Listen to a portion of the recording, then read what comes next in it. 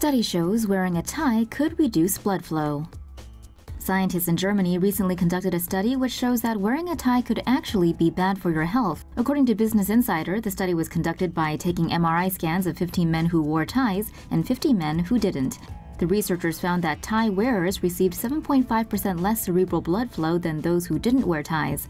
According to a separate study conducted by the British Journal of Ophthalmology, wearing a tie could also increase the risk of eye problems such as glaucoma and cataracts, as it restricts the blood flow in the arteries and veins of the neck.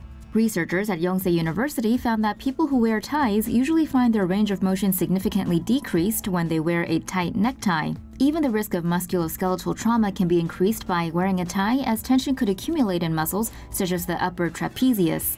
However, researchers involved did warn those who have high blood pressure and other health issues may suffer from headaches and nausea if a necktie is worn for too long.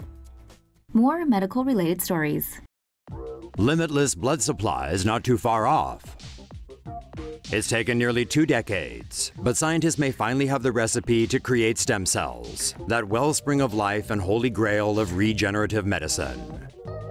A Boston research team programmed human pluripotent stem cells to become endothelial cells, which typically line the inside of blood vessels. These were injected with special proteins called transcription factors, then transplanted into mice.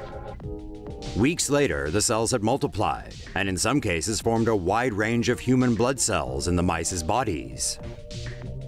A second research team used blood cells from mice and injected them with a mix of transcription factors. The cells morphed into stem cells after incubating in petri dishes designed to mimic a human blood vessel environment. When injected into weak mice that had been treated with radiation, the stem cells regenerated both blood and immune cells. The mice recovered and went on to live full lifespans. The groundbreaking research from both teams provides hope for patients who suffer from blood cancers and other diseases. But tests need to be carried out to determine any negative effects before the procedure can go to human trials. Conscious during your own resuscitation? Yikes.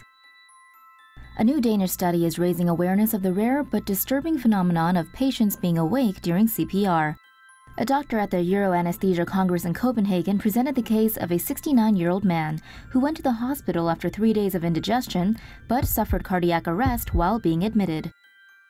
A medical team immediately began chest compressions. CPR was administered for the next 90 minutes, with the patient reportedly showing signs of conscious awareness throughout.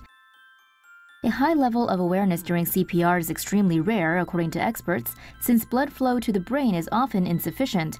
Strangely, the man's heart remained non-functioning and without electrical activity, which caused him to lose consciousness each time doctors held off on CPR. Despite being given several shots of epinephrine, his heart failed to restart on its own. The man eventually died after compressions were stopped for good. An autopsy later revealed that the patient suffered a complete aortic dissection, a lethal condition in which blood is forced between the inner and outer aorta layers. Since the decision to terminate CPR happened while the man was still conscious, it raised serious ethical questions, including the use of sedation when resuscitating patients. That poor woman. A British woman has lost nearly all of her limbs, all because of one hospital's medical blunder. On Christmas Day 2014, Magdalena Malik had to get surgery at Luton and Dunstable University Hospital after discovering she'd suffered an ectopic pregnancy. While in recovery, she developed a high fever and rashes on her legs, both classic signs of sepsis that doctors then misdiagnosed as an allergic reaction. Her condition led to kidney damage and septic shock, but while the kidneys were saved with dialysis and a transplant, her gangrenous limbs were too far gone.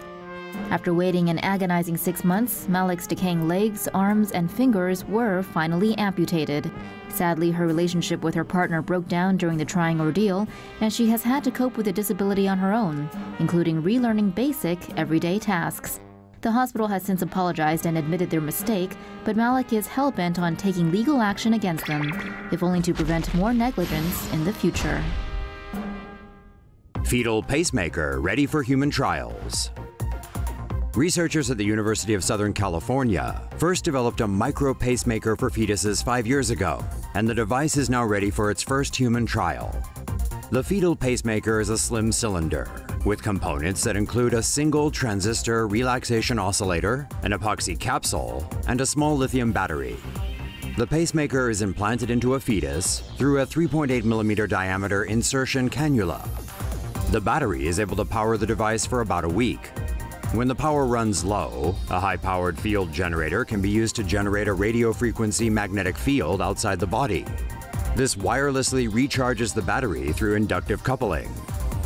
The device, which has been successfully tested in sheep fetuses in the past, was granted humanitarian use in 2015 by the FDA. New study says it's possible to sweat blood. Are you one of those people that's always sweating? Have you ever sweat blood, though? A 21-year-old Italian woman was found to have been bleeding intermittently from her face and palms for 3 years. She was eventually diagnosed with blood sweating or hematohidrosis. This condition causes blood to seep out of unbroken skin like normal perspiration. It's most common on the face, ears, nose, and eyes, and is often associated with fear and emotional stress. The woman was treated with a beta blocker normally used to regulate blood pressure and heart rate. The medicine did not stop the bleeding, but she did experience a marked reduction in symptoms. Medical experts still don't know what causes the condition.